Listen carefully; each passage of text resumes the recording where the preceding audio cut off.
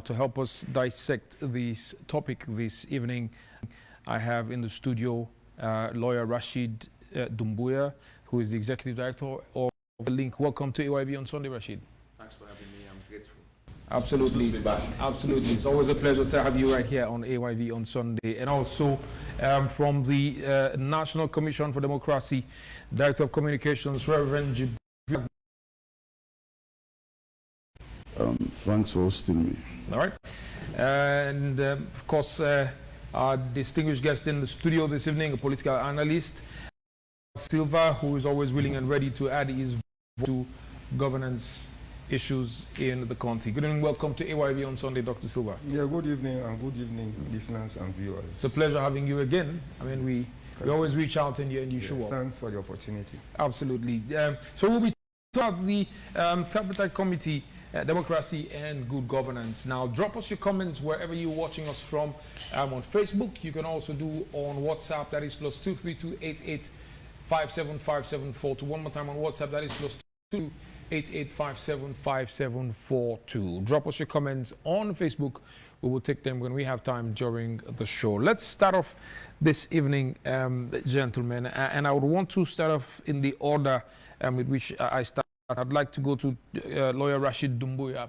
Now, we always ask the highlights for the week as far as, issues concerned. They could be from social to political issues, but what has been your highlight for the week ending, of course, on the 1st of June? Okay. I think on our part, Legal Link, we've been very engaging. We just completed our inter-secondary school quiz competition here at AYV, and surprisingly, a school from the East, King Fahad, emerged as the winner. Edging Grammar School, Edging Prince of Wales, Academy. So it was quite a dramatic irony. But it shows that schools are getting there, and we are always to leave room for the surprises. All right. Then, of course, Legal Link, we also invited, towards the end of May, before the Tripartite Committee. Very good experience at first hand to sit for them, to now see how they conduct the proceedings and the questions they ask, and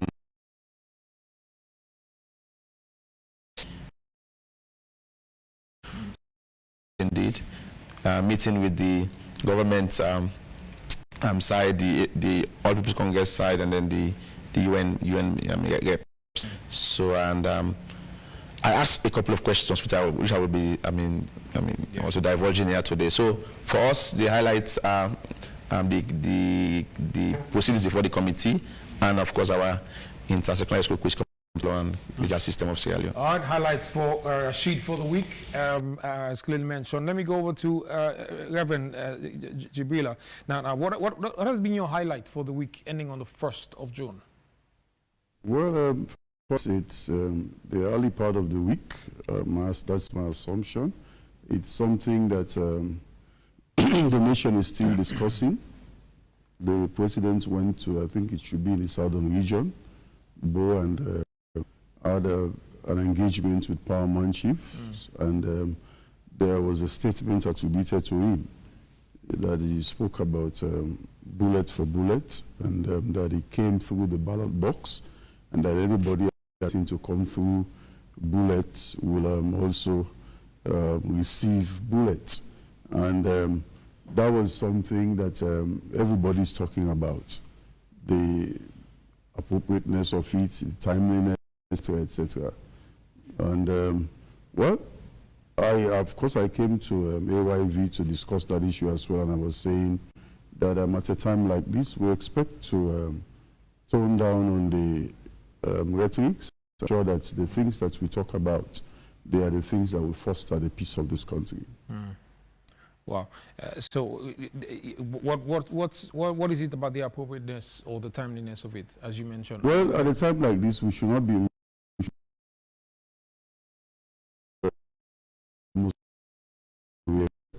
the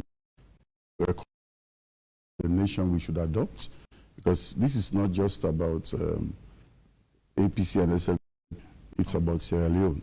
And we are looking at getting a lasting peace through recommendations that will stand the test of time, recommendations that and make sure we support to see it implemented. So we want to avoid any situation that will throw spanner into the works. I've seen verse 1 that says that a finance will turn away rats, but where it is negative, it can stir up tension and confusion. So I thought it's in place to encourage everybody, whether you are part of the governance outfit. But wasn't the president talking tough based on past or previous experiences? Where, I mean, you remember what happened in November last year. It's good to talk tough, but at the same time, what you say creates an atmosphere. And of course, with all due respect to His Excellency, analogy, the last person that should raise whatever alarm is the father of the house. You observe the situation and ensure that what they're going to say should speak to the peace of the family, and not anything that will incense the peace of the family. So he has every reason to talk tough, but by where we started, considering the fact that, in fact, I think from your intro you referenced that after the 2023 elections, there was something like a governance block, but eventually they decided that they should come together, putting aside whatever differences that they had, and decided that they should talk about the problems instead of allowing the problem that perspective. At a time like this, the things that we say on every side should be to foster the peace. Yes, whoever has any negative plan is available and ready to take care of that. Take care of that. Yes. All right, Reverend, I'll come back to you, Dr. Silva. Your highlight for this week, I mean, they could be from political to any issues. Yes, my highlights. I've always had my own reservations in regard to the tripartite. What I want to say here, let us ask ourselves, in the 2018 elections, presidential elections to be precise, the runoff, a date was slated for the runoff. The APC went to the Supreme Court, and in the process, consequently, there was an injunction. The rerun elections were scheduled for a further date, and went through that successfully. So I still have my own problem. The Tripartite Committee, has it got any legal basis to slap these questions? Because if we really want to move ahead, if we want to catch up with other countries, the time we spend discussing some of these issues, to me, in a way, they are epiphenomenon. We should be engaged in those things that can actually transform the fortune of our country. These are questions we need to ponder. Now you hear from both Sierra Leoneans within and without, everybody is talking about we are only waiting for the Tripartite Committee result. Some people even caption it is going to be a bombshell. You know, I'm following Sierra Leone events. So when I look at all of these things, does it have I mean, but these are mere speculations. I mean, does it really have that potency from whatever the commission's findings would be, or the Tripartite Committee recommendations would be? Because some of what is being rumored is that there's going to be another elections. There's going to be that most of it is what is being rumored, Dr. Silva. Yeah, some of the time it is even written. What I'm saying, we are all thinking about the same thing. We are all pursuing the same goal. As far as I'm concerned, we, the LCPP, the APC, all others, anywhere meaning Sierra Leone, we want to see a better system. So when it comes to moments like this, we all have to concentrate. How do we get out of all of this? Mind you, patience is an indispensable prerequisite for sustainable development. Impatience culminated in the outbreak of that war, 11 years war, because we are impatient. The same issues that are still transpiring in our society, they are happening. But this time around, we are patient enough. So even the Tripartite Committee is part of that patience. Let us find a way, you know, instead of war. So that is where I'm coming from. Let me speak quickly to the issue about the president's states in provinces. Let us put this thing into context. We are not talking about the president of Liberia. We are talking about the Sierra Leone president. And we have to analyze or whatever I say or you say within the context. In this case, the president is talking. When the AFRC came with bullets, they stayed on for some time, but they were sent back with bullets. So it is not a question of who is right, no matter which side of the fence is. The president's statement could be interpreted depending on which side of the fence one is. As far as I'm concerned, in as much as perhaps a softer work would have been preferable, but he was also telling us that if you find yourself in conflict with the law, you have to be in jail or behind bars. So that's your interpretation to what was said? That is my interpretation. Really is that. In as much as the father of the nation, other people would say he should not have gone that far, but he's also informing other people, and we have precedents.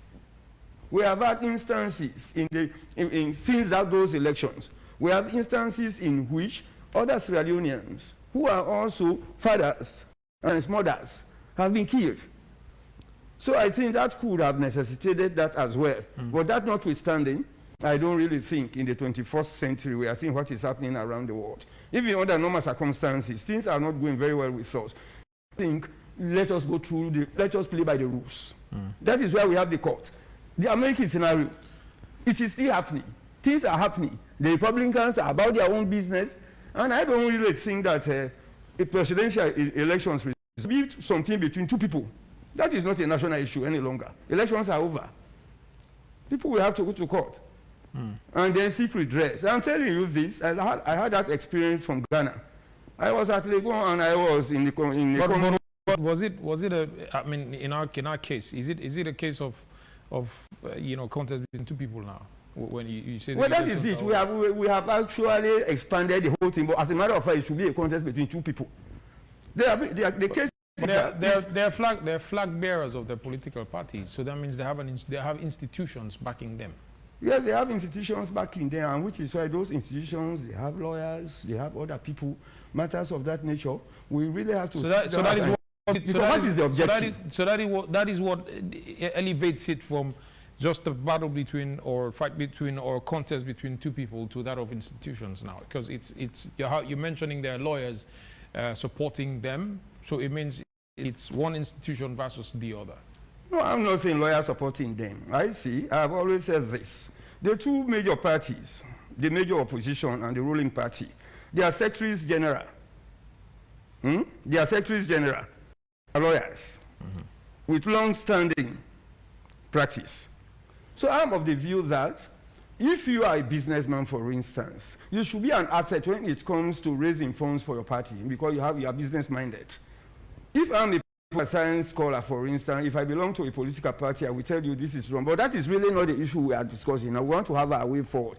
I'm merely saying here that, in the first instance, the Tripartite Committee, to be honest, was not necessary. All right, we'll come back to you, Dr. Silva. I mean, saying it outrightly, it wasn't necessary. That's a strong opinion posited by Dr. Silva this evening. Now, in the intro, we mentioned that there were, results that were announced. The opposition of People's Congress Party demanded the publication of the disaggregated figures. I mean, like we said, ECSL were clearly not under obligation, based on their actions from anyone to have the disaggregated figures published. They didn't. They haven't. Now, that led to the dialogue that was held and facilitated by the Independent Commission for Peace and other bodies, including ECOWAS. Now, as we mentioned, also that led to the setting up of the Tripartite Committee. But first, let's take a quick review of what really happened during the dialogue, and then we'll come back to looking at what the committee has been up to. Rashid mentioned that he had the opportunity to listen to. He had questions that were asked.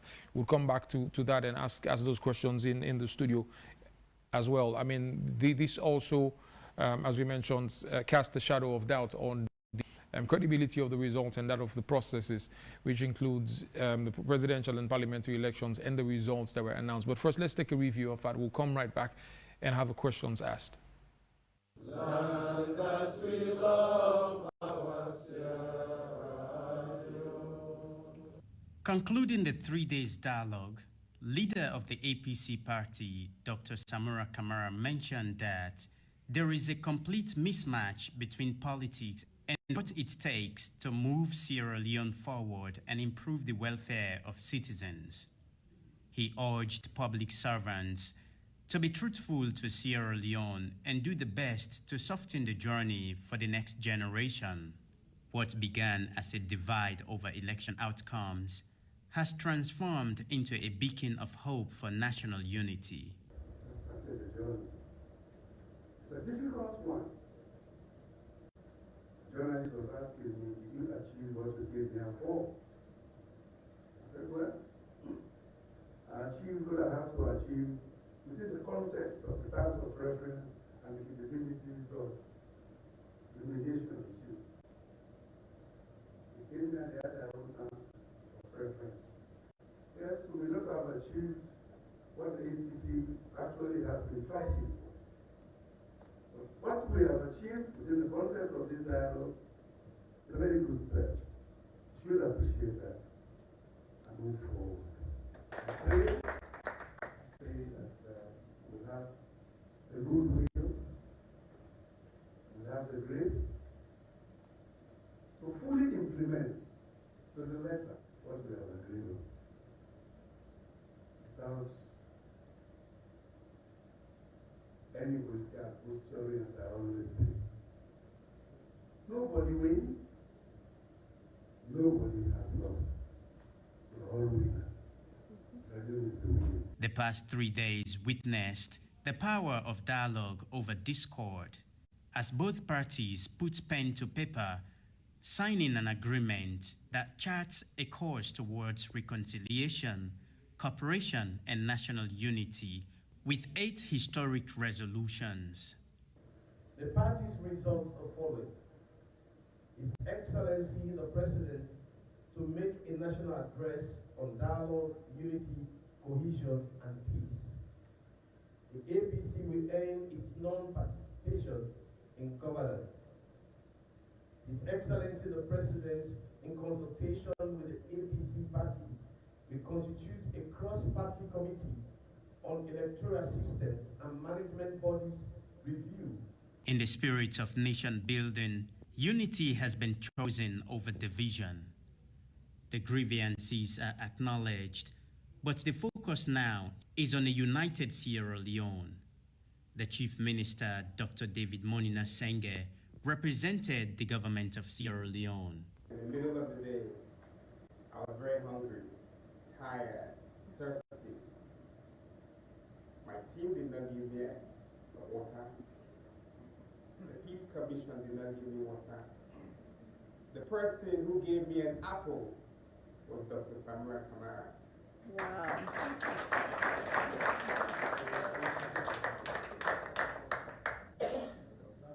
I think it's important to understand the symbolism of it and why I did not take that for granted. We've all been in a place where there's so much distrust, and yet the best part of my day was biting in a cold, refreshing apple when it seemed like we were going nowhere. That gave me hope. The signed communique outlines a commitment to political inclusivity, fostering a spirit of cooperation that transcends party lines for the greater good of Sierra Leone. One of the joint facilitators, former Vice President of the Gambia, Fatoumata Jallo Tambajang, says the media has a great role to play in ensuring implementation of all the resolutions. Forget about the past and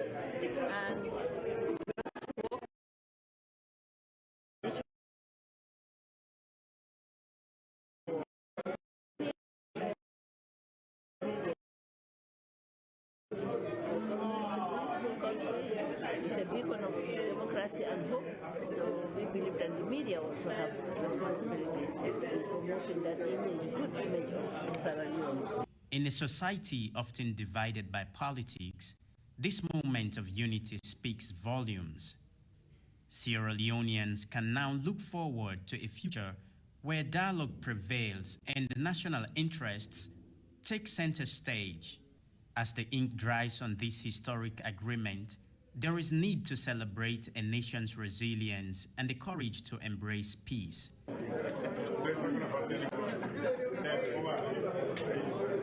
Salifu Chorna Kamara, AYV News.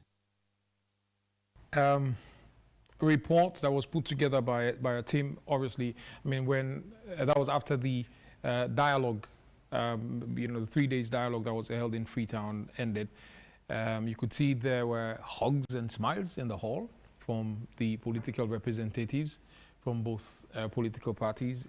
You had the International Diplomatic Corps as well, fully represented, because they were interested in the process to ensure that it commences a new trajectory of bringing together the political parties that were not, you wouldn't say they were at war, but they were not working together in governance to ensure that we have a stable state. Let me start off with you, Lawyer Rashid. On the 19th of October, just after the dialogue ended, the United States Embassy released a statement. The Embassy of the United States in Sierra Leone released a statement saying they applaud the government of Sierra Leone All People's Congress Party for the leadership and courage in signing the agreement for national unity. We appreciate and recognize the work undertaken by mediators from the African Union, the Commonwealth of Nations, and the Economic Community of West African States. Now let me move over to the last few paragraphs where it mentions that the U.S. stands ready to support the critical work of the Commission and hope that it will be carried out in the spirit of inclusion, unity of purpose, and transparency. The United States recognizes that this agreement represents but a first step in the process of rebuilding trust, promoting national cohesion, and strengthening democracy in Sierra Leone. Lawyer Rashid, I want you to take it up from that point, because pretty much what the Tripartite Committee is doing is fulfilling all of this, these demands that were placed on them from the dialogue that was held in Freetown. Yes, thank you very much. It's an opportunity to talk about this. I've gotten the first-hand experience before the committee, and but just to steal a little, maybe a few seconds, to just zero in on the president's speech. I'll come back to this. When we looked at it, Legal Link, we were concerned. It's a concerning statement, and I'll tell you why. No doubt, it may not, maybe well been unintended by the comment in terms of the bullet for bullet. We can. Sometimes people misspeak or spoke. It happens sometimes. But then, if he had said, if you come with fire, I'll give you fire. It could be fire for fire. So it brings a completely different. Here's the danger, John. Here's the danger. We are in a context where our military officers and police officers, many of them are trigger happy. And so when you make such statements, you know how many of them are now incentivized to get ready their guns and at any moment to just release. So that's the danger. So when we make this kind of comments, you don't know how much you are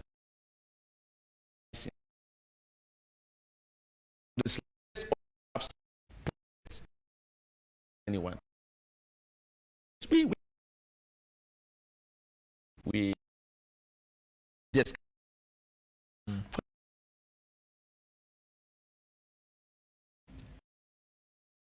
take over means the law where one. Because when such comment, such and Leone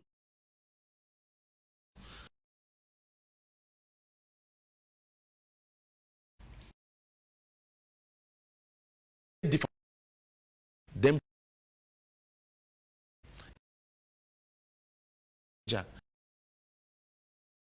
of country. But I'm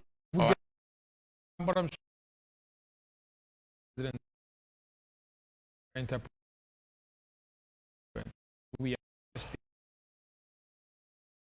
what platform Bullet from saying may have for bullet. the post.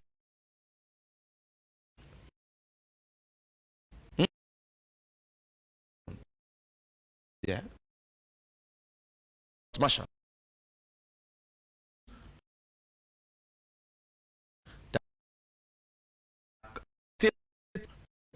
Fish those deep. We are some means. Court martial, and they are ongoing at the moment. All right, but let me go quickly to the tripartite. Now, I've had a lot of people downplaying and trivializing the tripartite. Hold on, let me ask something. I'm not. Forgive John, me. yes. I'll come back to you. I'll come back to you. I'm troubled by the fact that I mean,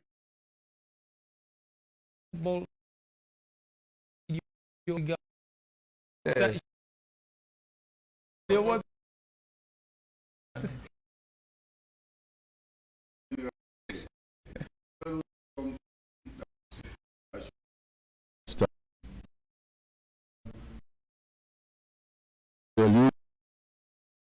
Connect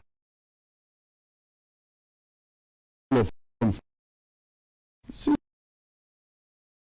and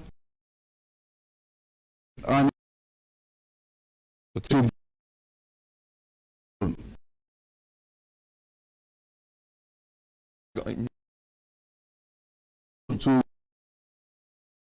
form and self green white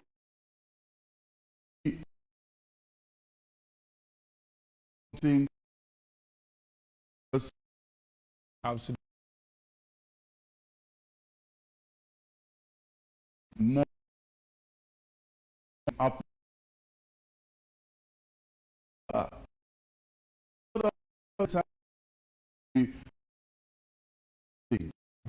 for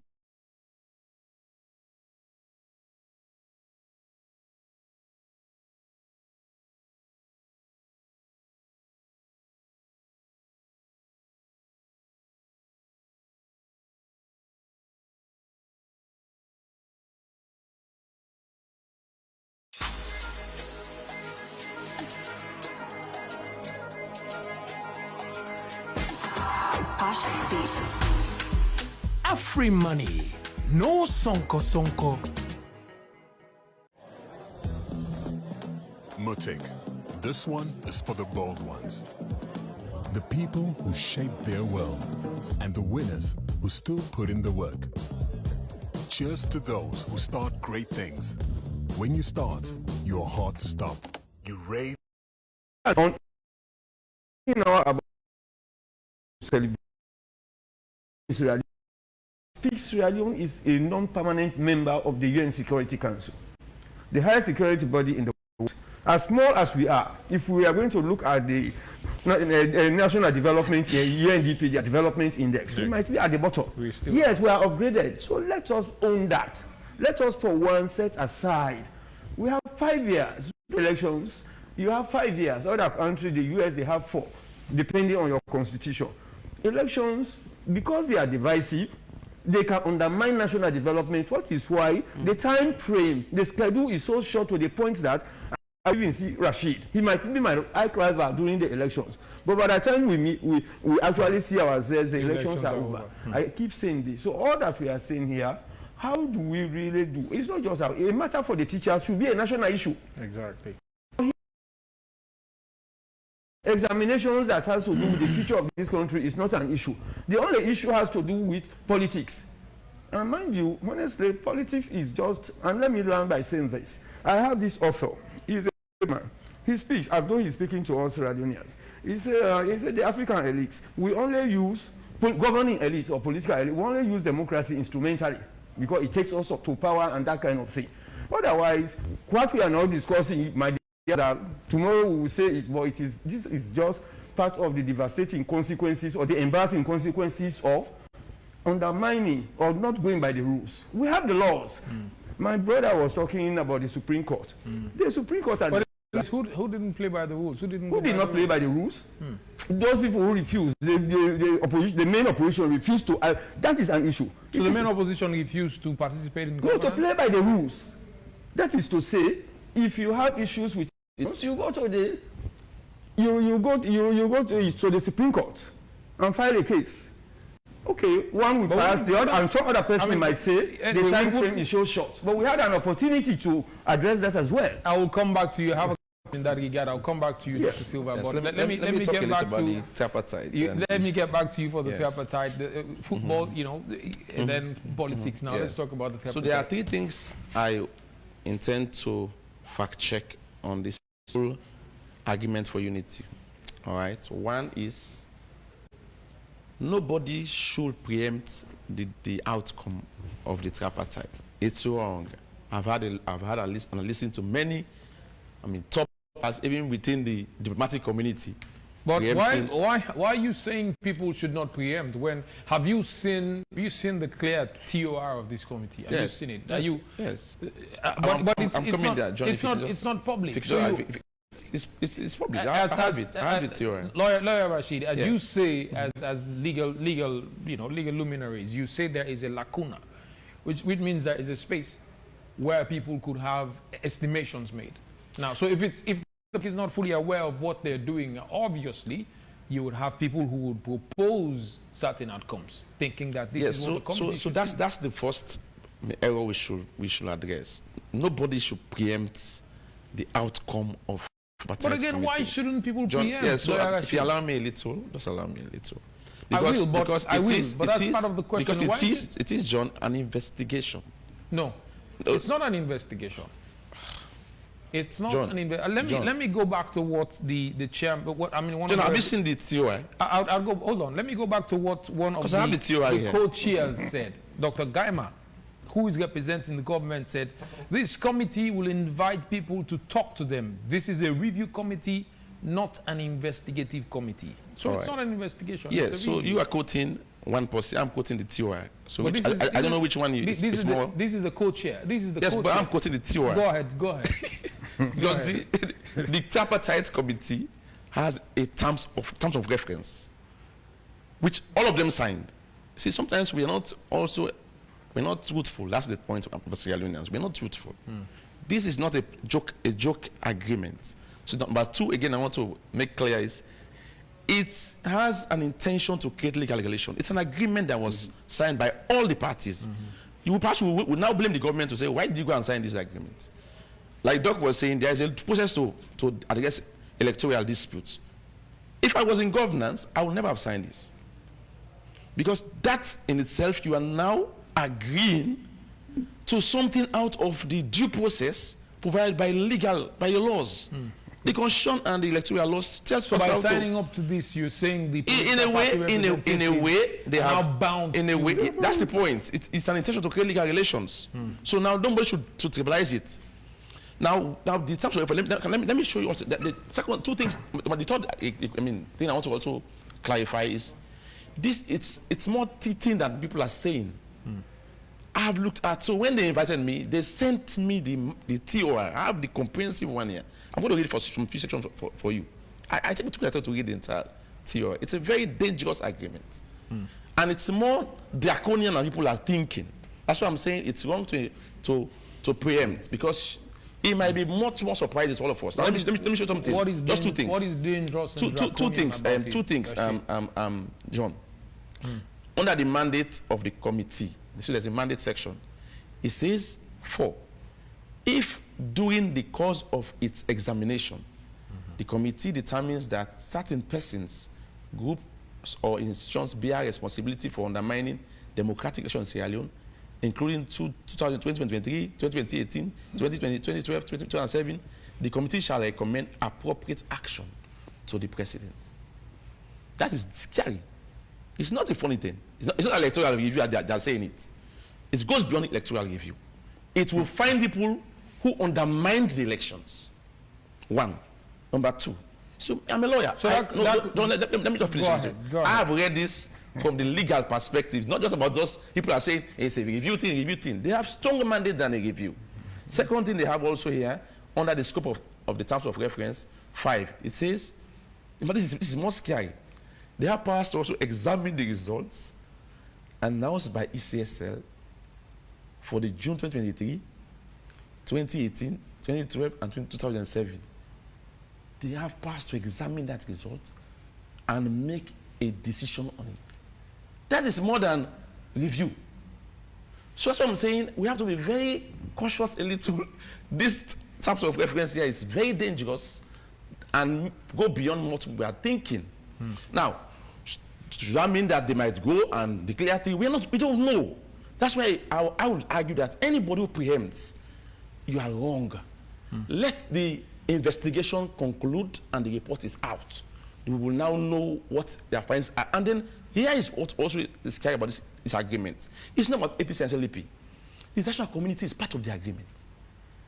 The Commonwealth is part of the agreement. The A is part of the agreement.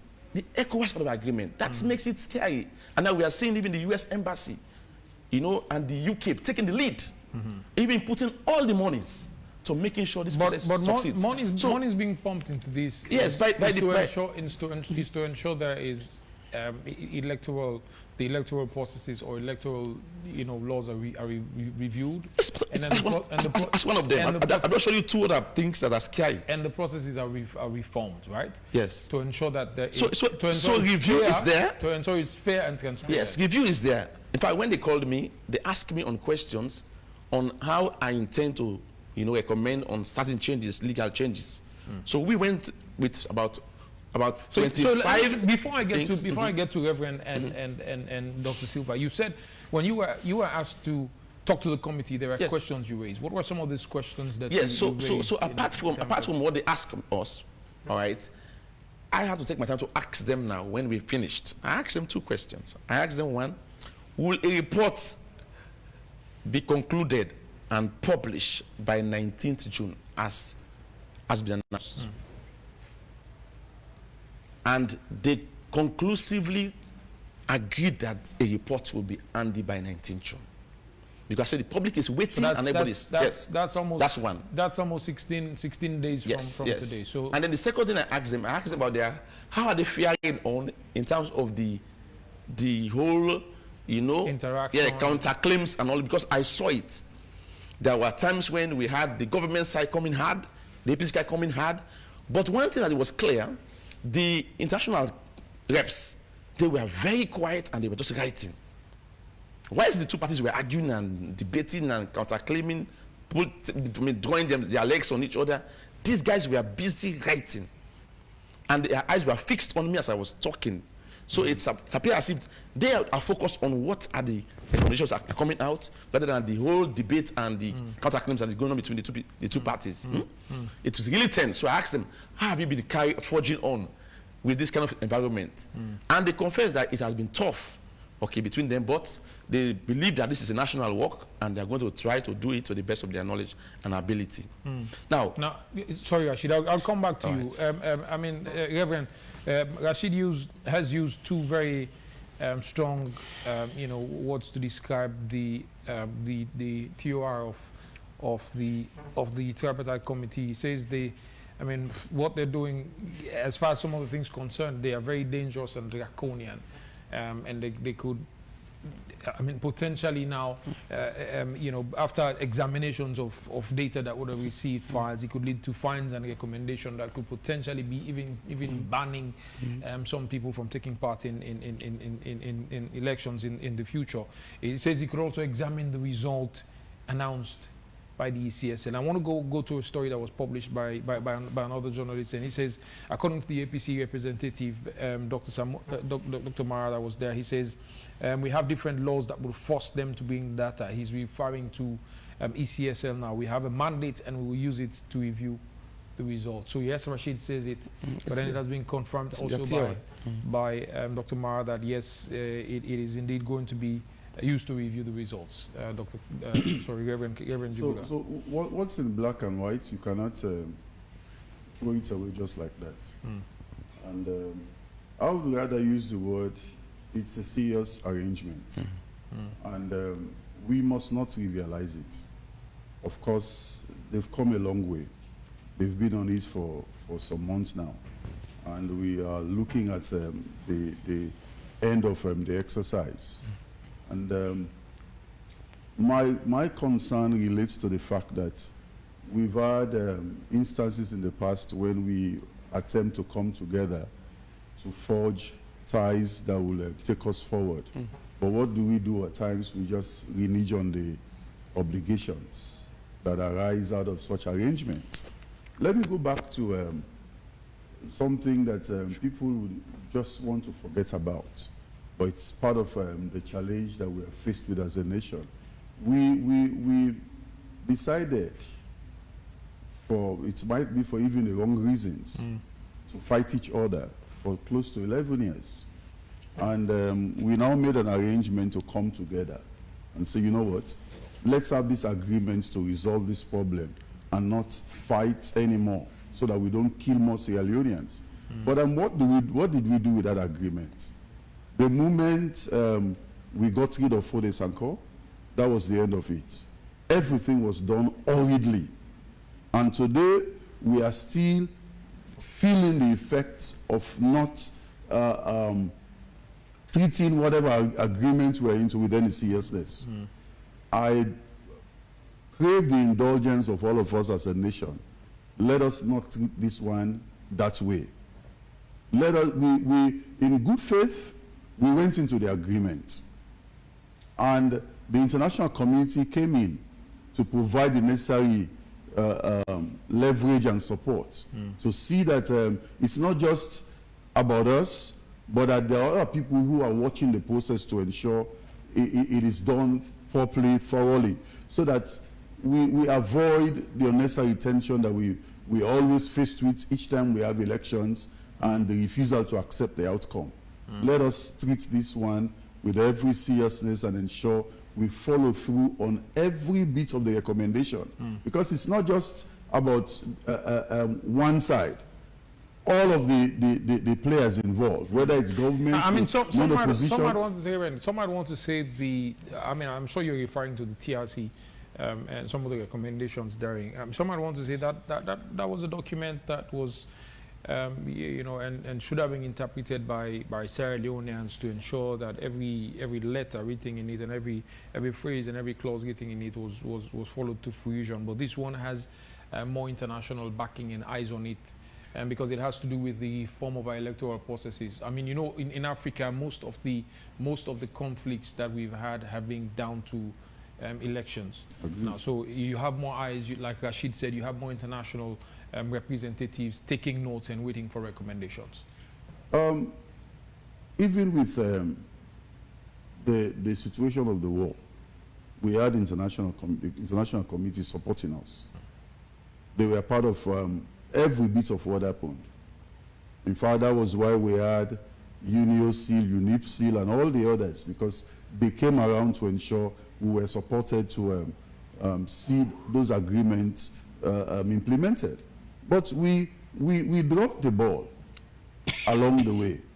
I am saying for this one, we've come this far as a nation.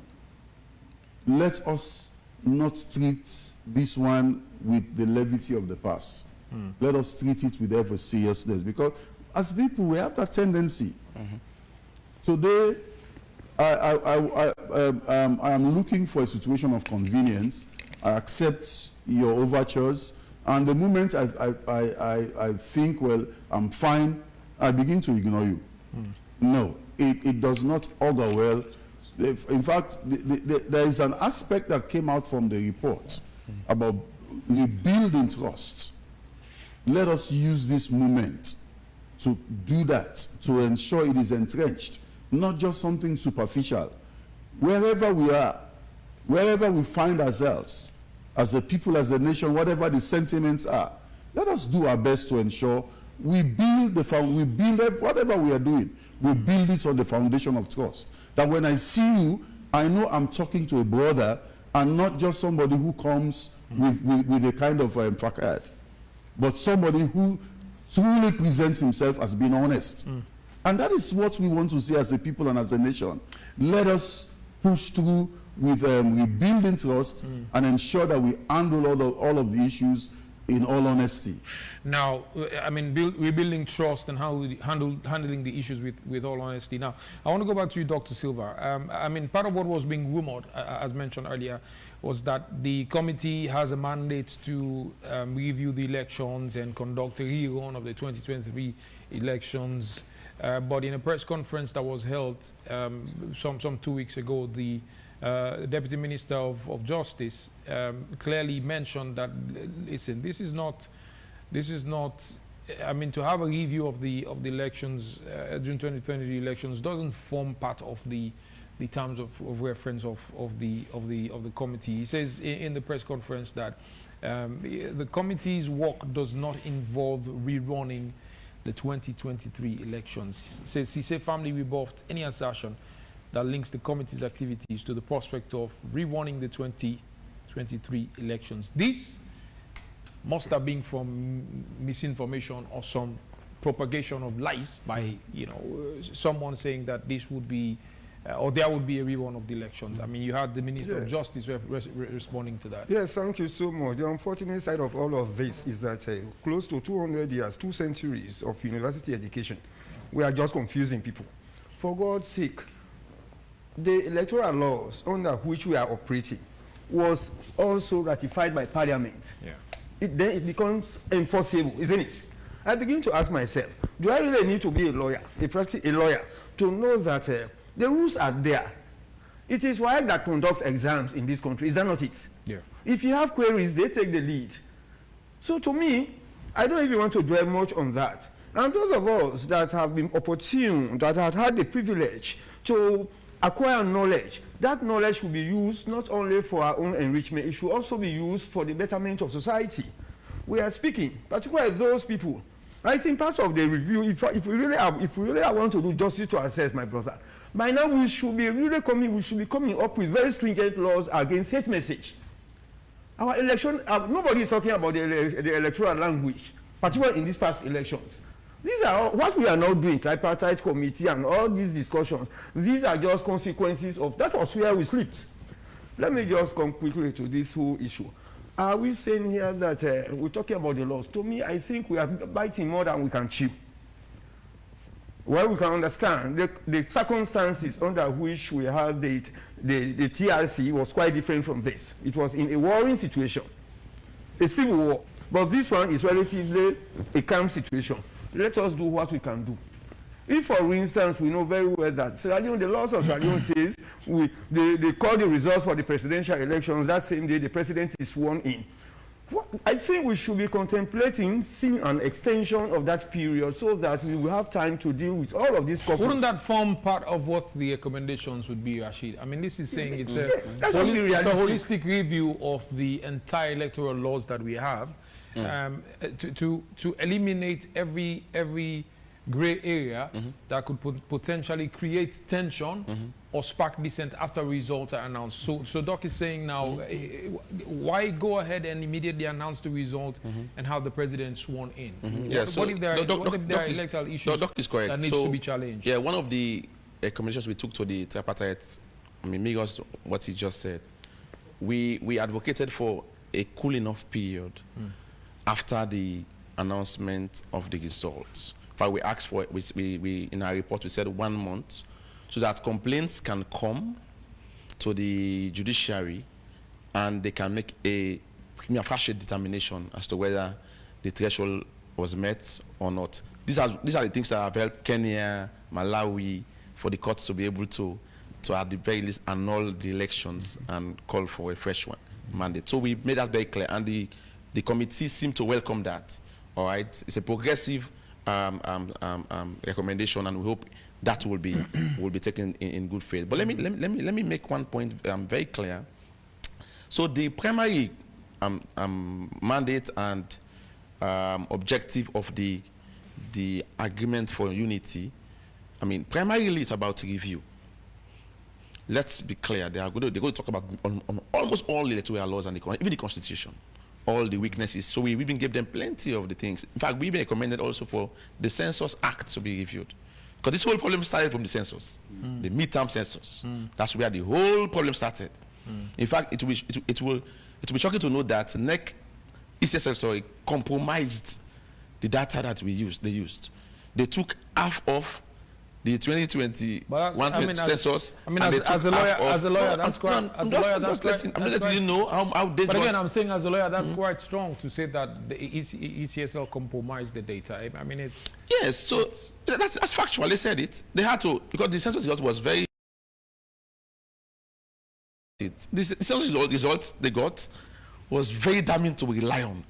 So now they had a compromise with 2015 and 2021. They had the mean, and they now use that. It's public knowledge.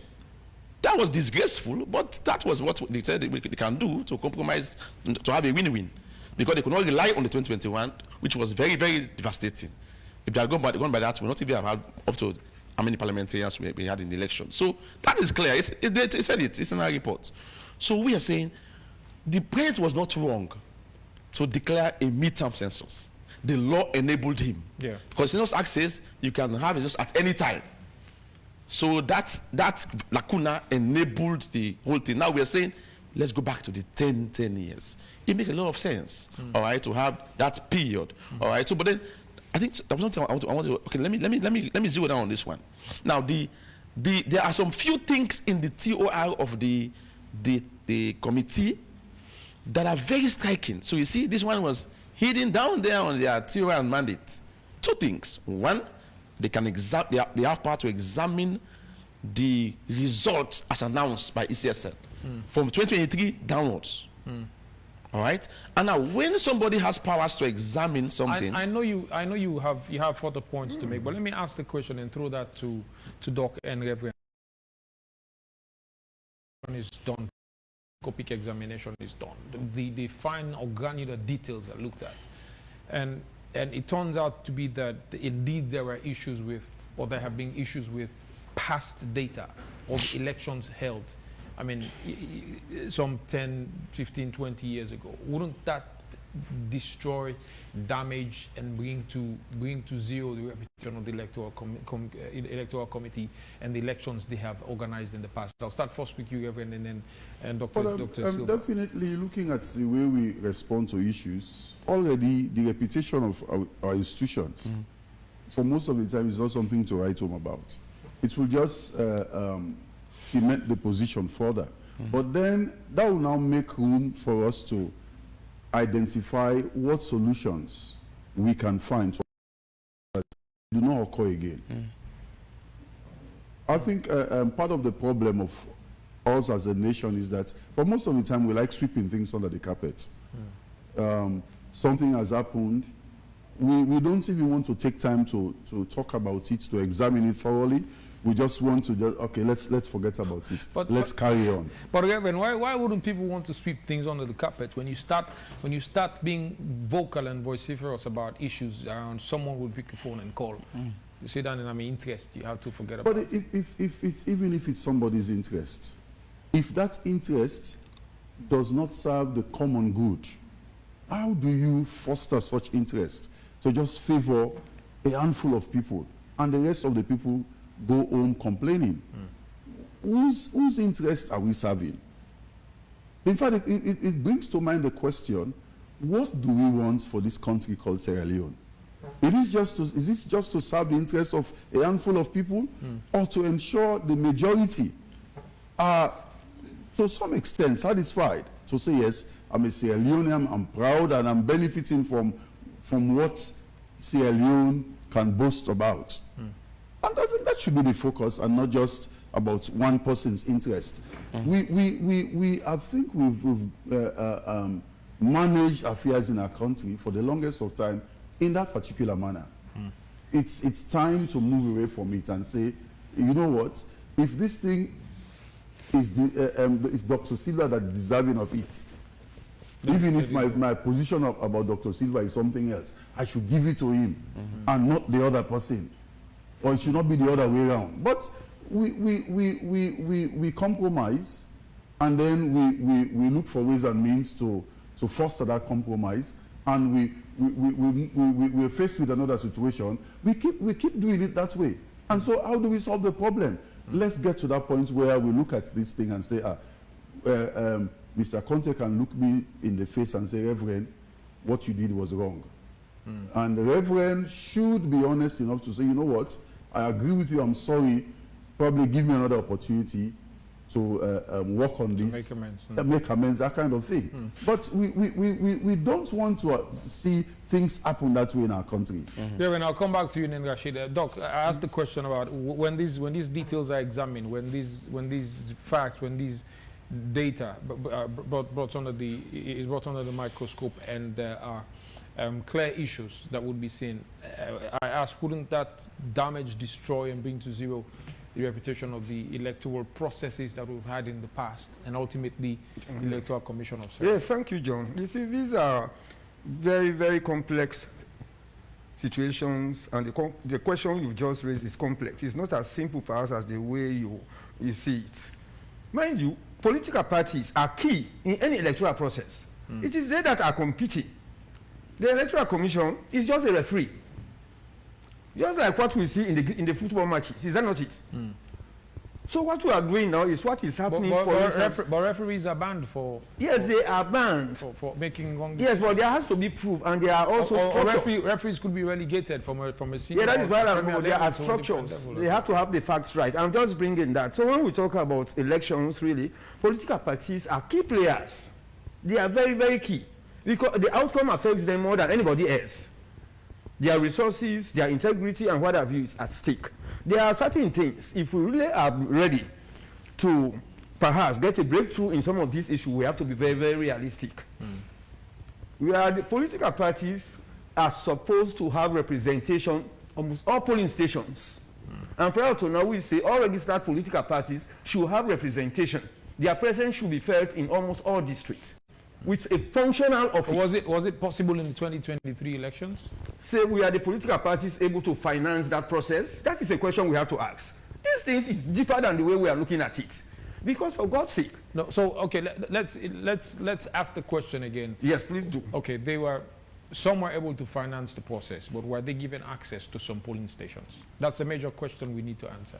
Were they given access to some major stations? The committee will check for those ones. If they were not given access, the question is, why were they not given access? But let us not really bring that. That is another kettle of fish. I'm really coming around to the conclusion that it is about time we started thinking for political parties to register as parties to contest elections in this country. Let them have some seed money, some realistic and affordable something, so that they can fund their elections.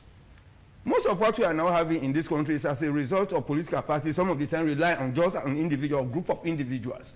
In those other countries, political parties are supposed to be functional between elections. But you look at what is happening in Sierra Leone. I know you will say Charles Silva wants to drag us to something else. There are those things we don't need the international community, we don't need extra resources, we don't need helpers. We can sort that one out. My friend, if you want to register as a political party, and for you to fully participate in the political process, and for you to actually ensure that you keep your membership together, let us have this. If it is going to be, for instance, we say 100,000 youths, which in all Leone we will say 100 million youths, let them have it. So that at the end of the day, you even have, mind you, going to court also requires all of those things. As I am saying, whereas let us not be imaginary about this thing. Even the Tripartite Committee, I'm not in any way talking their effort down. All I'm saying here, let us forget about this thing. Whether we have all the international, whether all presidents of the world coming to Sierra Leone, at the end of the day, they are going back to their respective countries. We have to consolidate whatever. We have had democracy. The consolidation of democracy in any country depends on the willingness of the nationals of that country. To a large extent, we are not willing. The resources we are spending, those resources that are spent on tripartite committee and other aspects, other areas, could have been spent on medical, food, and what have you. If we take those resources to the bush and embark on agriculture, definitely we do something. So to me, that is where I'm coming from. I understand, Doc, and I'm going to pose another question.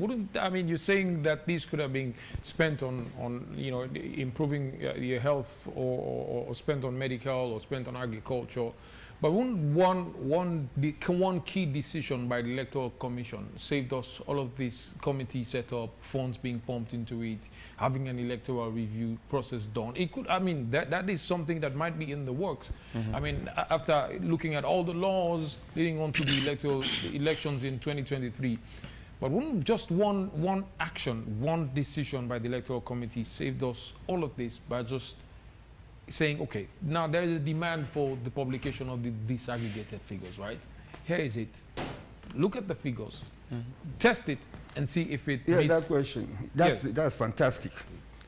Do you know that the people that are questioning the Electoral Commission, perhaps the Electoral Commission is a bit, is reluctant or not ready to do so because they do not also have the authority.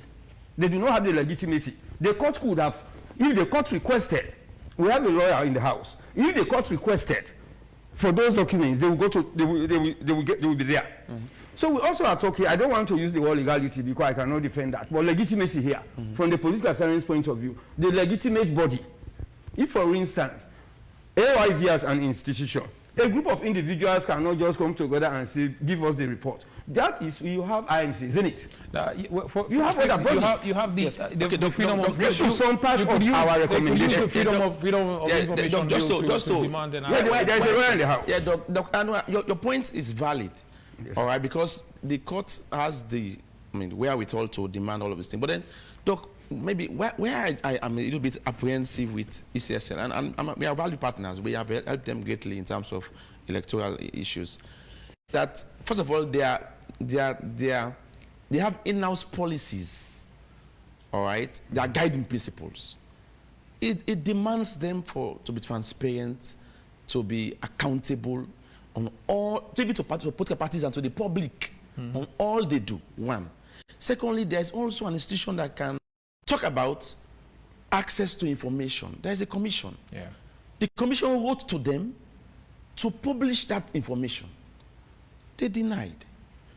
So, and then, so an effort was also made by an ordinary Sierra Leonean to get to the Supreme Court to demand them, the Supreme Court to go the case out. Yeah.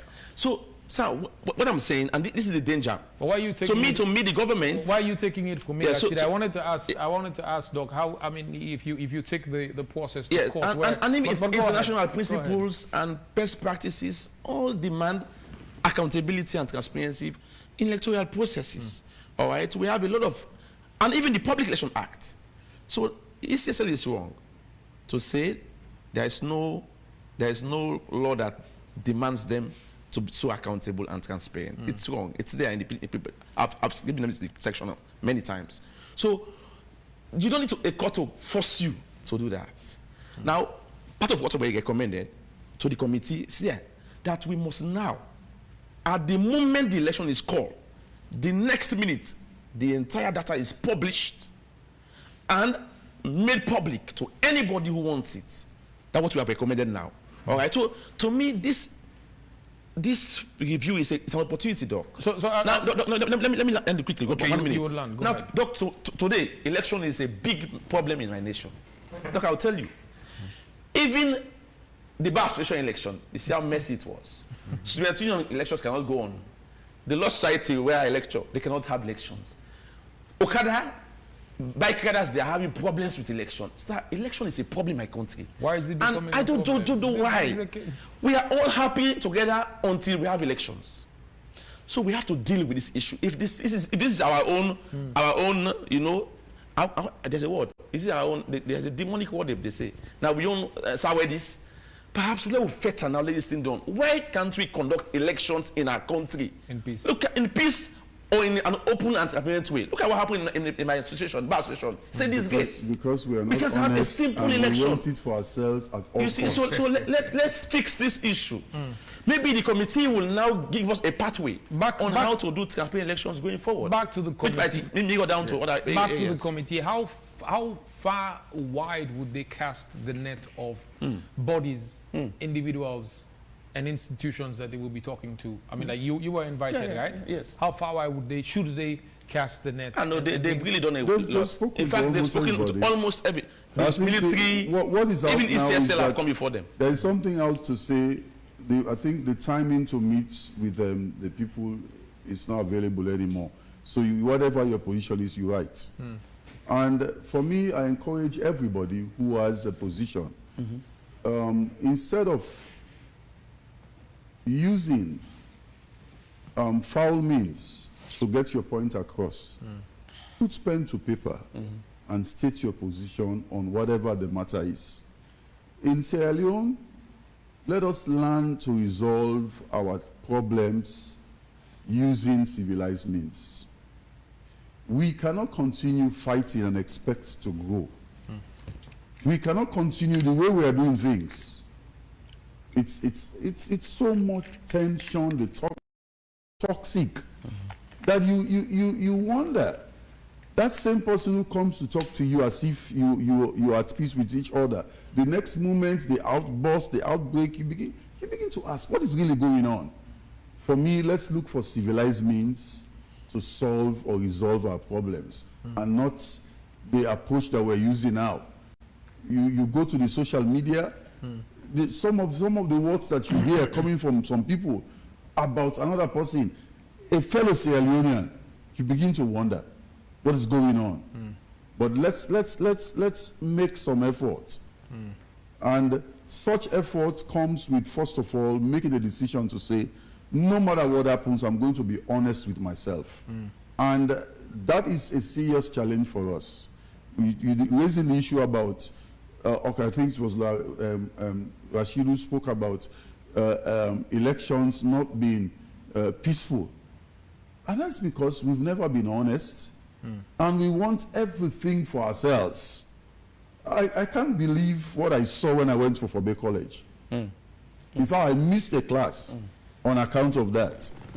The morning of that, it was last Friday, somebody attempted to burn the administrative building by the reports we received. Just for elections. For election. And the previous Friday, when I went to the campus to pick up my scripts, the basement of art building, they had poured, put it in quote, burn oil.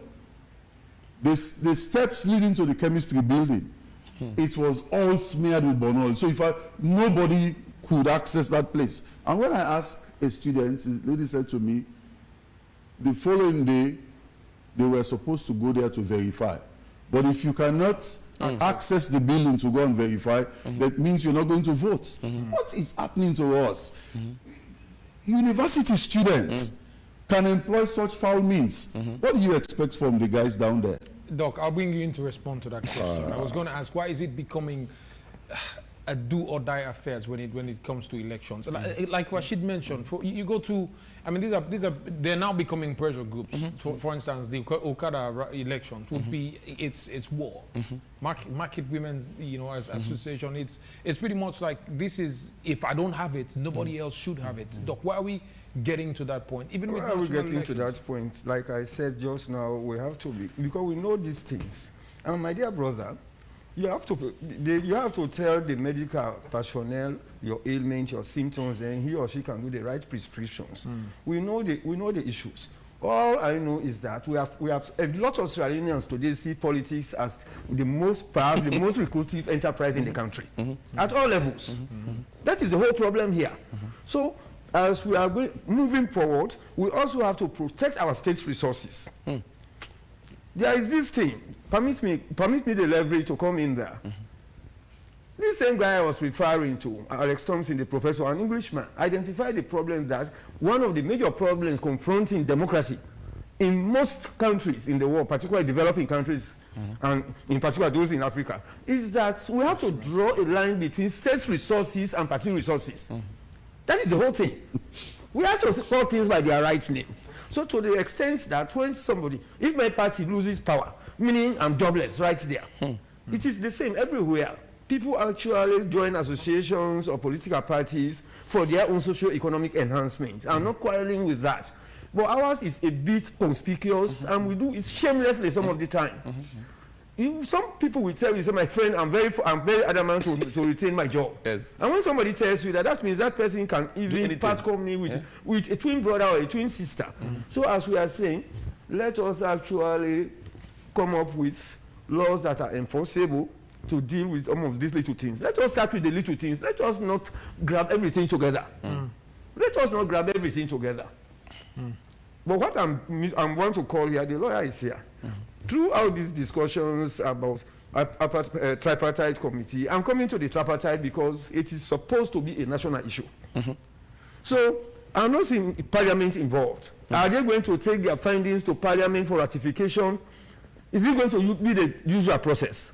It goes to Parliament for ratification, it goes to the executive, and perhaps before ever? Yes, so in their terms of reference, because to me that's the working document that guides them, I noted the president's name in the terms of reference.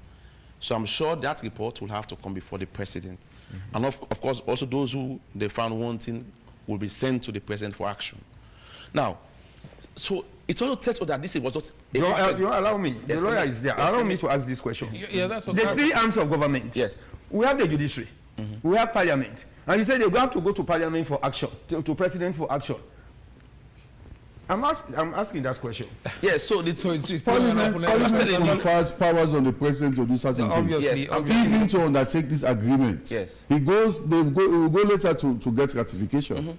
But he has the powers, but based on what Parliament has given to him to undertake what he's doing now. Yes. Doc, yes, sir. The way forward after the report has been tabled or published, we all will have to sit down to find a way forward. Exactly. And it's because to me, it appears as if the mandate does not cover the way forward after the publication of the results. So it's not clearly mapped. Yes, it's not. There's a few steps, but there are steps to say it will be given to the president, and some names will be sent to the president. Let me bring you back to the committee and to the reason why this tripartite committee was set up. I mean, dialogue, and then the committee was set up. Just 2 days ago, on the 30th, it was published by our online team that the committee had a meeting with the management, holds meeting with the electoral commission for Sierra Leone. Now, a lot wasn't released from the meeting they held. It was closed door. What was discussed wasn't published. So obviously makes room for relations.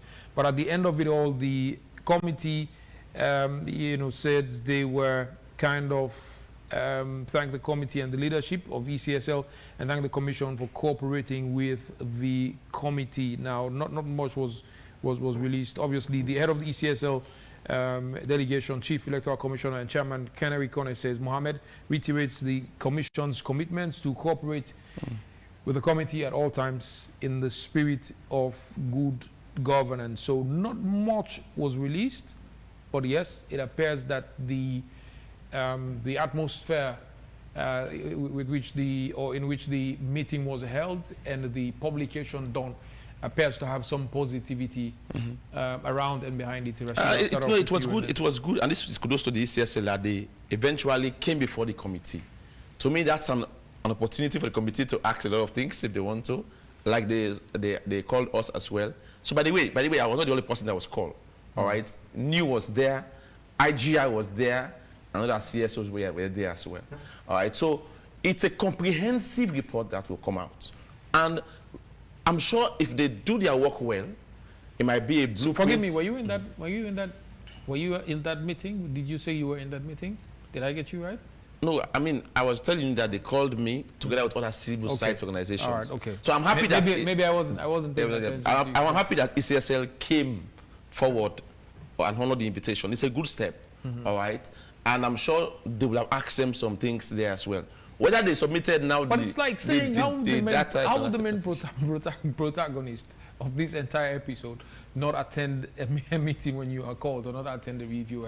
Should they be credited for showing up? I mean, they are the main actors. Yeah, but why should they be credited for showing up when they're part of the process? But remember, there's nothing that says here if they invite you and you don't go, they can subpoena you or they can bring some indictments on you. There's nothing that tells them in the TOI. So that it's out of goodwill.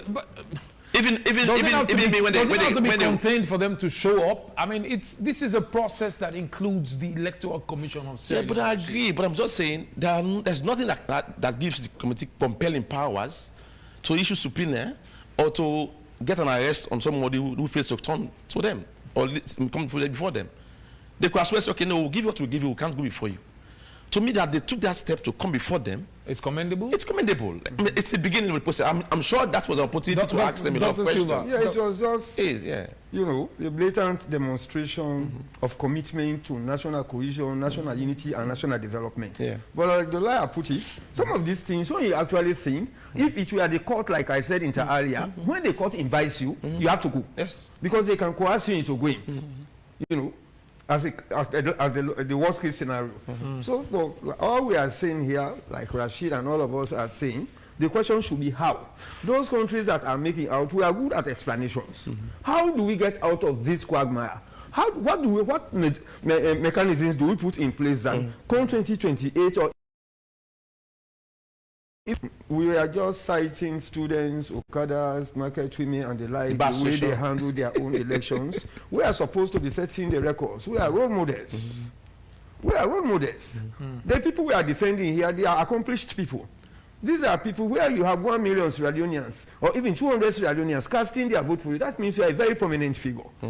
You know, and perhaps next time, perhaps after all of this, there is a need for a national dialogue.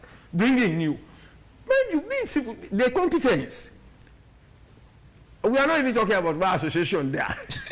We are talking about legal matters here. What the committee is doing has to end up on the legal table. Am I correct? Yes, of course. Let us identify people based on need. Bring in new. And you expect them. You imagine their reports after the elections. So in order for you, that was why even when you are bringing somebody for a peace talk, Reverend, we are attest to that.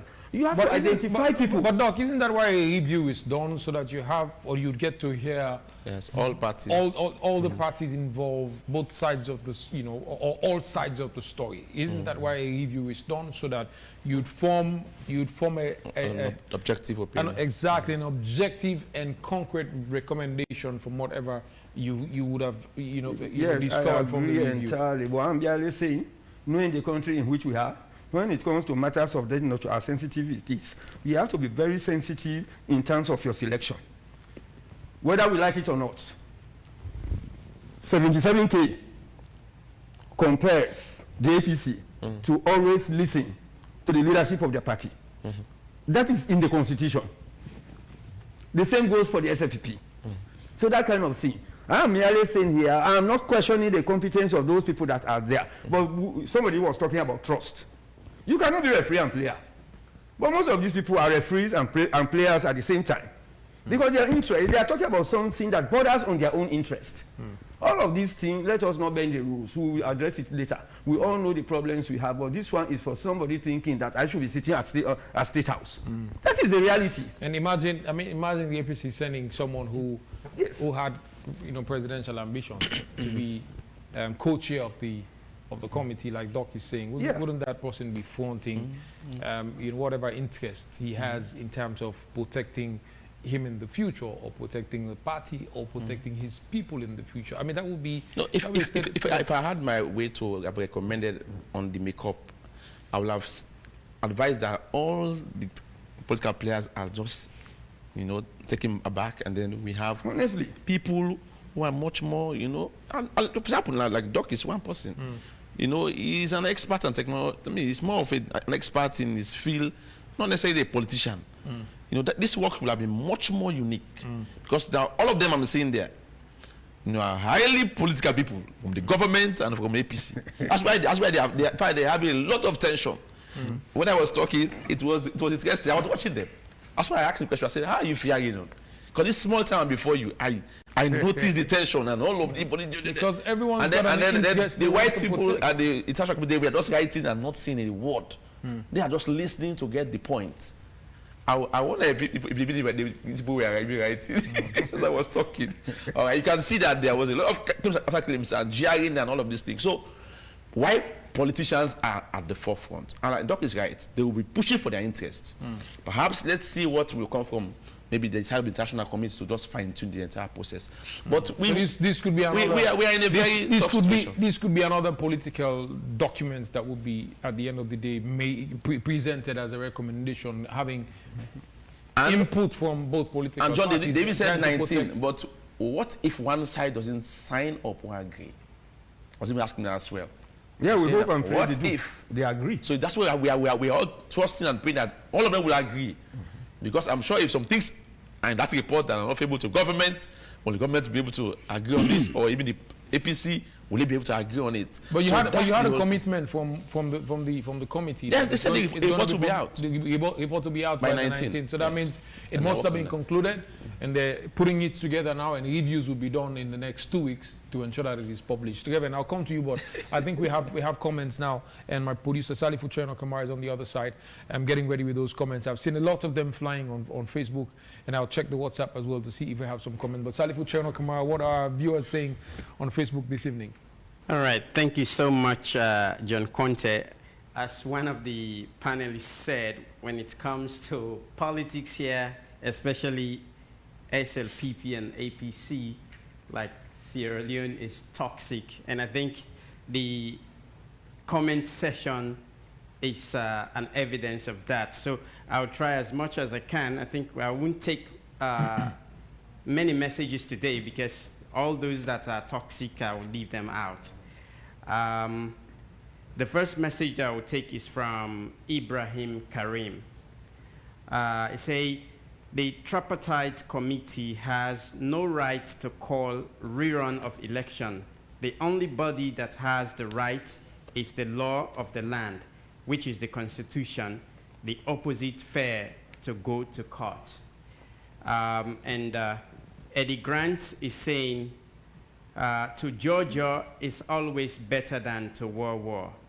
A peaceful and fruitful negotiation is needed on both sides that will put an end to these tripartites of a thing. We've heard enough as a country. So this is, said Dr. Silva nails the issue correctly. Let law prevail and let the rule of law be respected.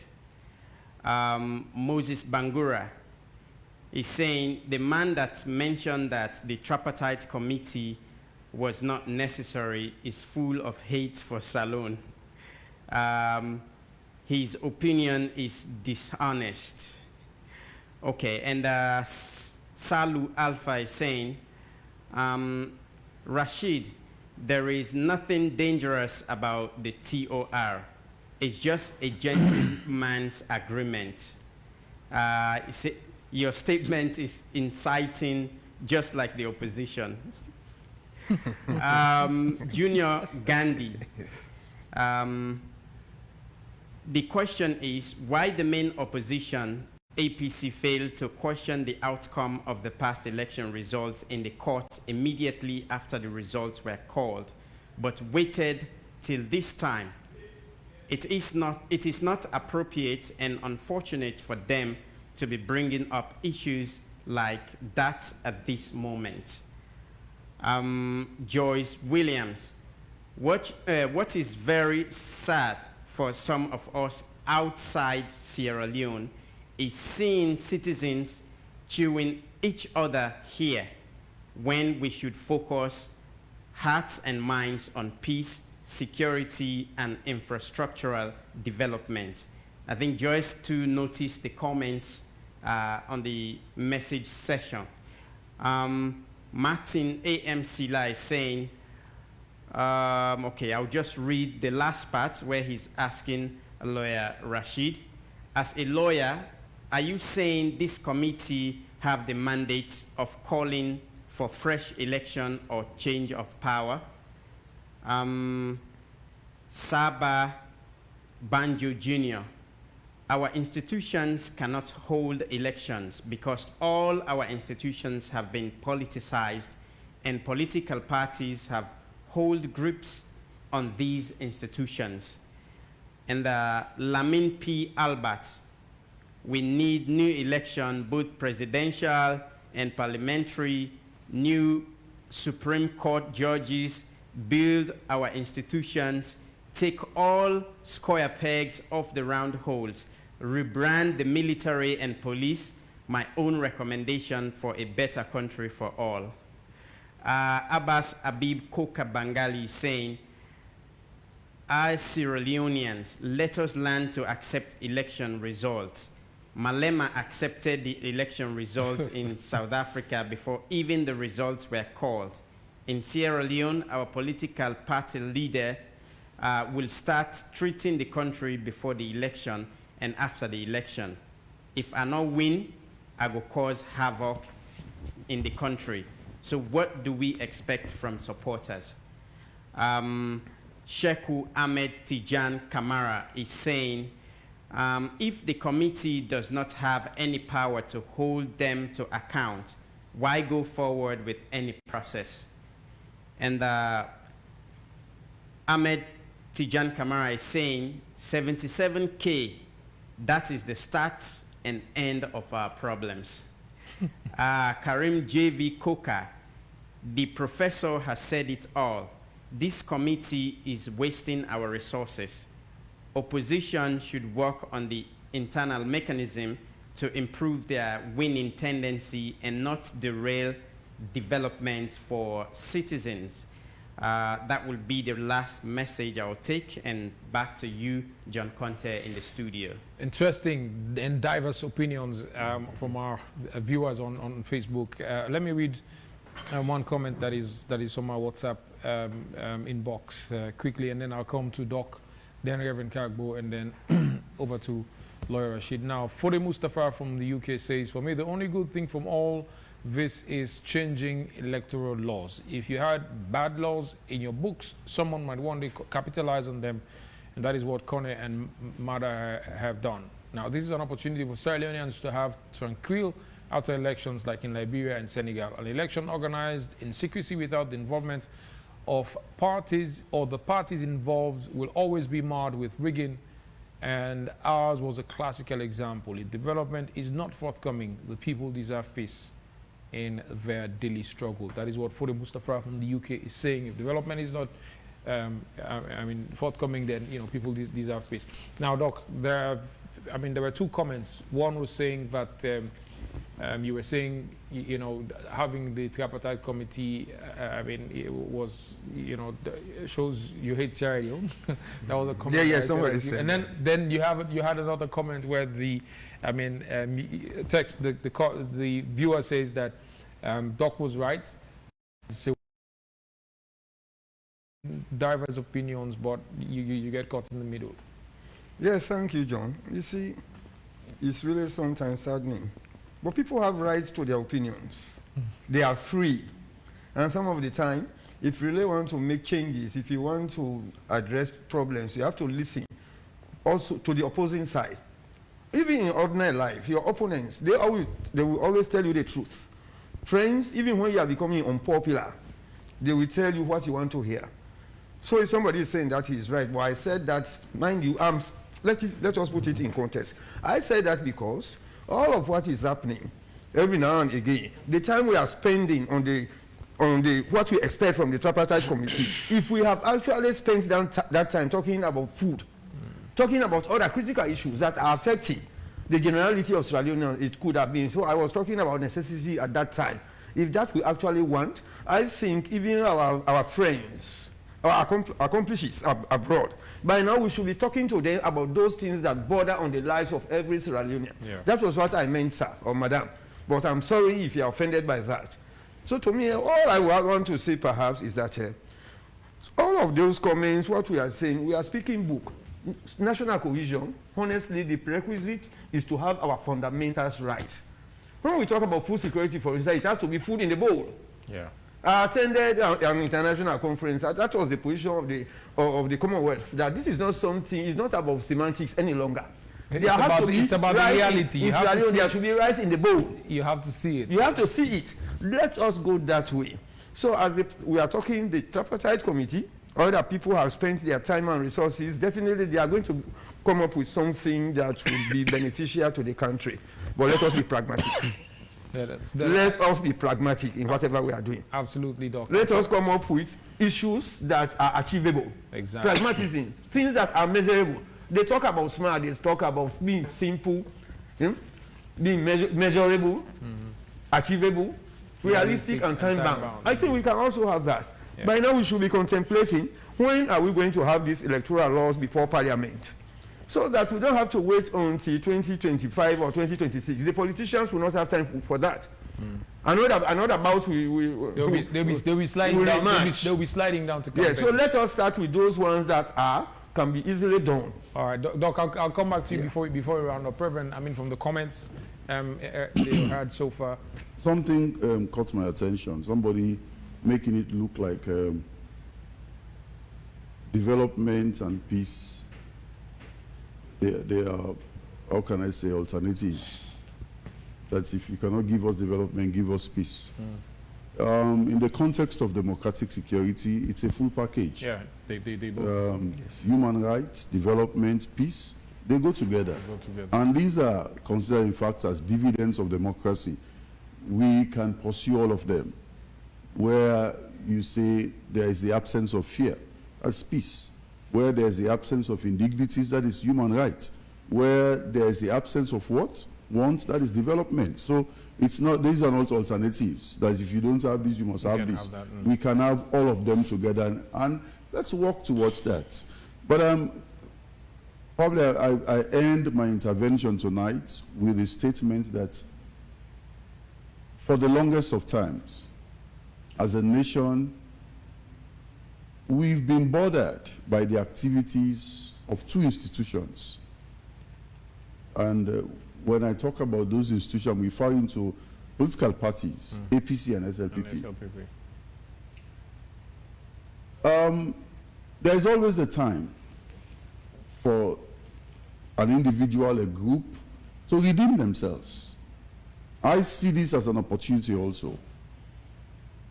Do they want to continue with the negative views that have been attached to them, or they want to give Sierra Leoneans a break and see changes happening in the way they do things? This is an opportunity for these political parties, because it appears almost as if we can't do without them, that they are now religions. See the way people fight. If it's not for APC, it's for SLPP. When can we now redirect such energies to push for things that will move this nation forward? Doc was talking about food security. Instead of fighting for APC or SLPP, and instead of also creating the atmosphere for people to fight for these political parties, why not create that atmosphere that will ensure that we work together in the best interest of this country? Yeah, that's not impossible, but I think you are building an ambition that is very idealistic, right? Yes, but that is generational. That has to. But until we start thinking that we will not, these problems will not end. It's a generational transformation. It wouldn't happen with just this tripartite committee report. It's going to take time to develop. It's pretty much what has been imbibed in these political party stalwarts. I mean, what the people they lead, how they lead them. It's what they communicate. So that's an ambition, like I say again, that's generational. Rashid, your thoughts. Somebody was saying now, why are you saying that does this committee have powers? I think that was a comment to say that there are certain things they can do or they cannot recommend. I mean, would they be really able to take any action as far as whatever recommendations would come from it is concerned? But I think you mentioned that earlier already, that there are recommendations that they could make. if they examine the results and they discover that there are individuals responsible for perpetuating whatever it was during the elections, they could make certain recommendations that will be tabled at the presidency for actions to be taken, Rashid. Yes, so sometimes we don't blame our people usually. We blame ourselves with the elites and even the political parties. Because many people, we have a reading problem in my country, I know. And I think also the committee, I don't know if they share this TOR. Now, many people don't have the TOR. All right. When they invited me, they sent me the TOR. Now, in fact, in the TOR, I'm just seeing also here that the report. So Rashid, when we started, that was one of the questions. Yes. I think many people did not see the TOR. So I'm saying, is this document public? You said it was shared, meaning you had no prior preview of it before going to that committee meeting. Until you were invited was when it got shared. Yes, when I got the comprehensive view of their TOR. So yes. imagine how many people. Yeah, that's the point. So people don't understand much about this TOR. This TOR, in fact, the TOR was signed. Look at it. It's signed by the co-chairs. Yes, Dr. Gaima for the government, Dr. Kaifala Emara for APC, and then the UN when they sign it. Now, even I've just seen something also that is, in fact, that's why it's going to be 19, because it says here the reports will be submitted to the president. So the report begins to the president no later than 6 months from the commencement date of 19 December 2023. Is there, and then there's a roadmap. The report will be accompanied by a reform roadmap that identifies key reform activities to be implemented with timelines and resource requirements identify technical, financial, where relevant. So there's a detailed thing about how the report will be done. But let me answer this question. So it is not me that is saying anything. It is the TOR. And let me read again what the clause says, because people are aware of the clauses. Now the mandate says, let me go to the mandate first. One of the mandate says, or the scope of the mandate says, in fulfillment of its mandate, the committee shall take the following actions. If during the course of its examination, the committee determines that certain persons, groups, or institutions bear responsibility for undermining democratic elections in Sierra Leone, including 2023, 2018, 2012, and 2007 electoral cycles, the committee shall recommend appropriate action to the president. That goes beyond just review. It's not me that is saying it. People don't understand what is going on. It goes beyond review.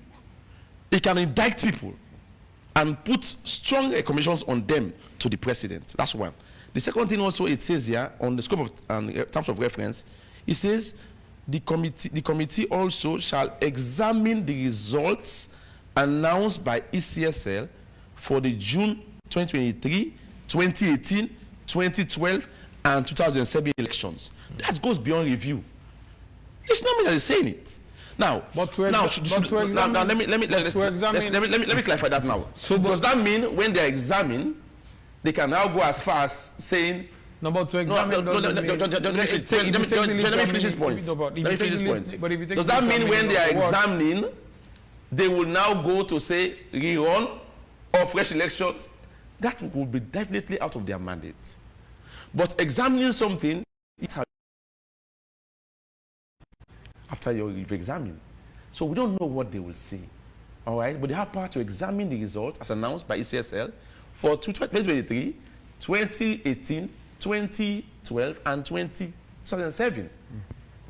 So we don't know. That's what I'm saying. Whether they can now extend, we don't know. And it's possible they can even stop them if they go beyond. So that takes us back. That's the point. So we are saying the TOR is much more, the devil's in the details. But that takes us back. So generally it's like a review thing, but that takes us back to what you said in the start, that we should not be preempting. Yes. All right. So I mean, we don't want to get to that place where we start preempting. The devil's in the detail. And it's a dangerous thing that they signed. It's a dangerous thing. So hopefully this document will be published further so that people will be able to see. People need to see this and understand what's going to basically happen. Now we time is not our best ally. We're running out of time now. We need to round up as news is at 9 p.m. But let's take our projections into the coming week in terms of what we expect to happen with the committee, but also what we expect to happen. I mean, from a political to a social and general issues. I'll start off with you, Dr. Silva, in 1 minute. What are your projections for the week heading into the first week my of June? projections would be that perhaps they are hearing what we are saying and what other people are saying, both within and without the country. We have to take all of these things into consideration so that whatever the outcome of the committee, or even as we continue to modernize our electoral process, because that is what we are talking here. We are just finding a better way of doing it. We are having committee, tripartite, or people are fighting, people not going to the courts. These are all indicators of us not accepting modernity. Modernity is about you have been doing the same thing. To close, let me just say to Sierra Leoneans that if I could quote Socrates, he has said it all: life without cross-examination is not worth living. And he went further to say, life without cross-examination in which the intellect is used in pursuit of the truth. So to me, if we sit here, somebody saying, this person is saying this, I'm happy. The lawyer, I learned a lot from him. When he said, he was just speaking. He was merely speaking to a document in front of him. He's not the author. So those of us that have been opportune, the elite class, we owe it to this nation. Some of us have enjoyed scholarships and other benefits from taxpayers' money. So once you are given the opportunity, if you find yourself on forums like this, you have to actually stay out of this matter. All of us seated here vote for parties. But here we are speaking to Sierra Leoneans. When elections come, I will speak for my party. But this time around, let us catch up with other nations. That is the only way we can achieve this much talked about national cohesion. We consolidate democracy. Democracy is a very expensive enterprise as well. It is. The structures are there. All the structures in America, they are in Sierra Leone. Why is it that Donald Trump issue did not disrupt anything in America? It is ongoing. We will also catch up with those other nations that are now civilized enough to ensure that their business does not become a global phenomenon. Because that is what we are doing. That's a democracy that has built institutions and not persons. Lawyer Rashid, and then Reverend. Yes, so my take will the bar session election. I don't know what's going to happen. As one party has issued an ultimatum, 21 days. And but then I wrote something, so that's my niche, that's my constituent, you know, and I made a very robust reform roadmap. If I will call it my name, legal rescue plan. You will be surprised to know that the bar association does not have a constitution. Yes, it doesn't. We don't have a constitution. That's unbelievable. Can you imagine? We have been governing ourselves. We rely on the M&A, the articles, which is weak and nebulous. So, and then we don't even have an electoral framework.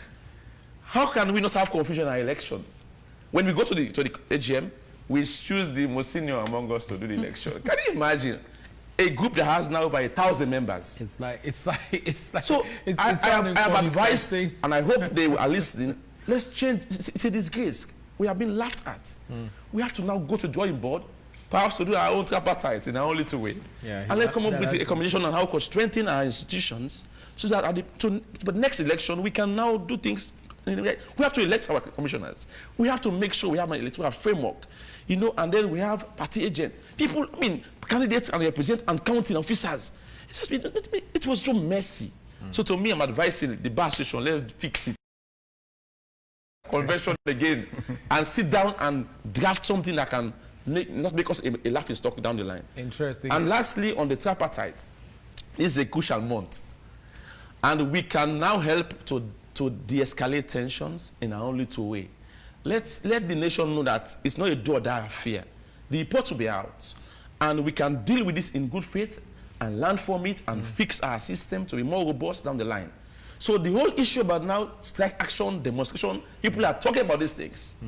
And if we don't have now things in place and more voices to now counter these kind of things, we don't know what will happen. So we have to call on all and sundry to take the peace message out there, that when the report is out, let's don't fan the flames. Let's don't go be radical and then create more problems. Let's sit down again and find a roadmap on how to deal with this issue. That's my call, and I pray that everything goes well this month in our nation. Very, very pivotal month in our democratic.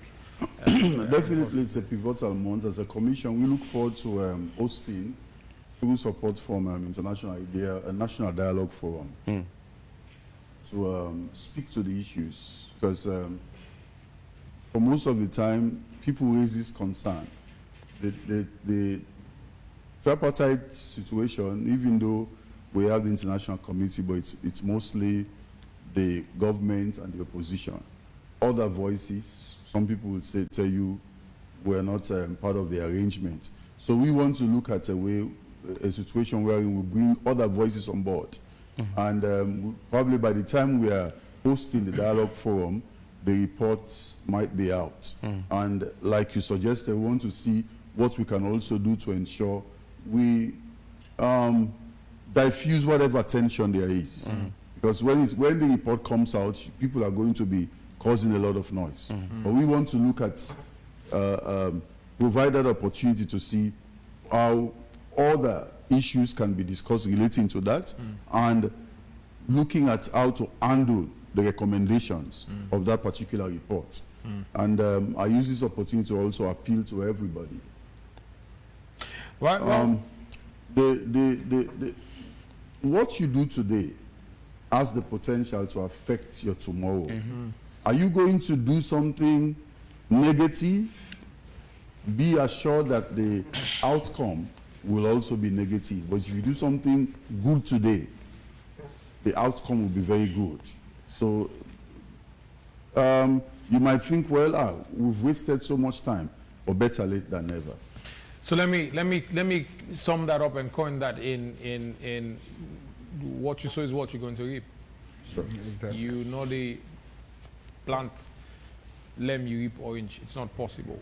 There's no way you would sow mango seed and reap pawpaw. It's not possible. In computer language, it is said garbage in, garbage out. What you give is what you're going to get. I mean, that is what Reverend has just said. But many thanks to the panelists. It's always a pleasure having you. I mean, it's a learning process for a lot of our viewers. It's great expose whenever we have people like you on a panel on AYV on Sunday. Dr. Charles Silva, thank you very much for your invaluable contribution to every time we invite you on AYV on Sunday. You're here, and I mean, you speak truth to power. Also, thank you very much, Reverend Jibila Kagbo from the National Commission for Democracy, a man who is unafraid to speak up and say things as they are. Thank you very much, Lawyer Rashid Doumbia as well, Executive Director of Legal Link. He is also always on the side of speaking truth to power and institutions. It's being AYB on Sunday. Many thanks to our team.